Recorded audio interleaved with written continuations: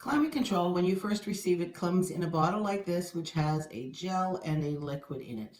It's very clear, and in order to activate it, you shake the gel and the liquid vigorously, I might add, to blend them together to activate your product.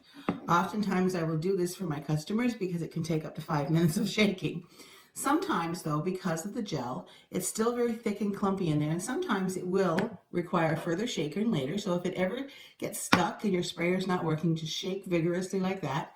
Give it a few taps, and even then, if you're, as you can see, there's still some clumping along the thing inside, you would just put a sewing needle clean in that dot and clear the clump of gel that's blocking your sprayer. Hope that helps. Thank you for your time and watching.